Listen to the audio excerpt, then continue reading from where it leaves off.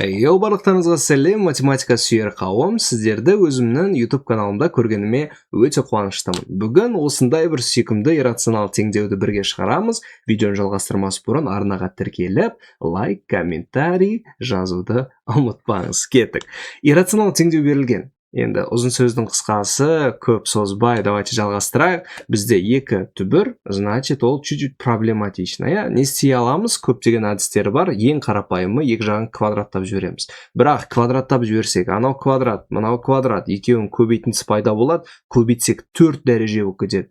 Ол бізге керек емес. Және де бір квадраттағанмен біз құтылмаймыз. Ортасындағы бір мүшеде түбір асты қалып кетеді. Одан кейін оны тағы да квадраттауымыз керек болады. Сол үшін бұл жерде біз жаңа айнымалы енгізу әдісі, яғни арам пиғылға салынамыз. Ең кіші мүшесін аламыз. Біздің жағдайымызда ол мынау 16-ны какой-то бір тыға теңестірейік. Енді екіншісінде осыған келтіріп өрнектеуіміз керек қой. Сондықтан бұған қаншаны қоссақ 25 болады, 9-ды қоссақ 25 болады екен. Демек, x квадрат минус 6x қосылған 25 бұл тең болады екен. Екі жағына 9-ды қостық. Демек, мынау t плюс 9 болады. Енді идеяны түсінікті ғой да, мынаны біз t дейміз, ананы біз t плюс 9 дейміз. Солай қазір квадраттап жүрсек болады екен. Немесе вообще мынау түбір астымен қосып аласаңыздар тоже болады, в принципе. Олай былай істейсіздер. Міне, түбір астысымен қосып x квадрат минус 6x қосылған 16, осының барлығын какой-то бір тыға теңестіресіздер, екі жағын түбір астына квадраттап жібересіздер. В общем, t квадрат минус 6x плюс 16 тең болады екен t квадратқа. И осы жақтан x квадрат минус 6x тең болады t квадрат минус 16 деп алып, ана жерге орнына қойсақ болады. Енді қалай ұнайды, солай шығарыңыздар. Біз қазір шығарамыз екінші әдіспен. Біз не істейміз? Мынау общий түбірдің астындағы өрнектің барлығын t-ға теңестірдік. Мына бір жағында бізде t квадрат минус 16 болды.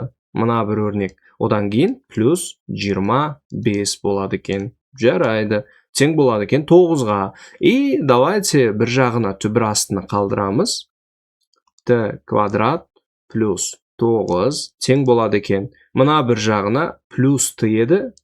Оң жағына минус таңбамен өткізе саламыз. Сонда 9 минус бізде t. Окей. Екеу бір-біріне ұқсас өрнектер, өте сомнительно, бірақ енді жарайды. Енді мен істеймін. Екі жағын давайте квадраттап жібере салайын. Квадраттап жіберсем, әдемі бір нәрсе шығатын сияқты. t квадрат қосылған 9 тең болады. Мына a минус b-ның квадратымен ашылады. a квадрат минус 2ab плюс b квадрат. Сонда t квадрат мен t квадрат бізде жойылып кетеді екен. И 18-іміз минус еді, плюс болып өтеді екен. 9-іміз плюс еді, минус болып өтеді екен. Сонда 18 t тең болады 81 минус 9. Енді мен ауызша есептеу жек көремін, сондықтан екі жағын ортақ бөлгіші бар екен, бөле салайын. Сонда 2t, мына бір жақта 9 минус болады екен 1-ге. Вот, 2t тең болады екен 8-ге, сонда t тең болады екен бізде 4-ге. t дегеніміз бізде не, есімізге түсірейік. Бұл есептерде енді обратная подстановка өте маңызды, Вот. t дегеніміз бізде мына бір өрнекке тең. Жаза салайын. x квадрат минус 6x плюс 16. Осының барлығын біз бағана t-ға теңестіріп алдық. t-ның мәні бізде қанша шықты? t-ның мәні бізде 4 шықты. Демек, мынаның орнына жай ғана 4-ті қоямыз. И тағы да квадраттап шығара салатынымыз бар екен. Окей. Сонда түбір функ кетті.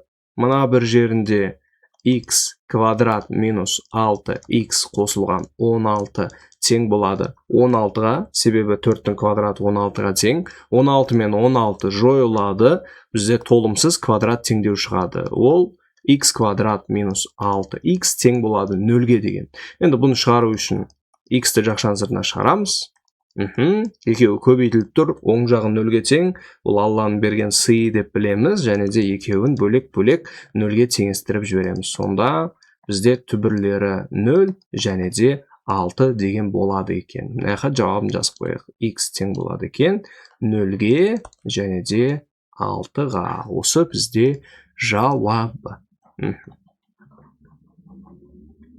Міндетті түрде қолдау мақсатында комментарий қалдырып кетіңіз, және де комментарийға келесіде қандай тақырыпқа есеп шығарайын, соны жазсаңыздар болады. Немесе өздеріңіздің есептеріңіз болса жазып жіберіңіздер, мен сіздерге арнап сол есепті ютубта талдап беретін боламын. Назарларыңызға үлкен рахмет. Егер де математикадан қиналып, қазір 10-11 сынып оқып жүрсеңіз, онда сізді өзімнің курсымда күтемін. Міндетті түрде толық ақпарат алу үшін мына бір жақтағы описаниядан оқысаңыздар болады. Сіздермен болған Бекзат ағай, келесі көріскенше сау, және де fighting.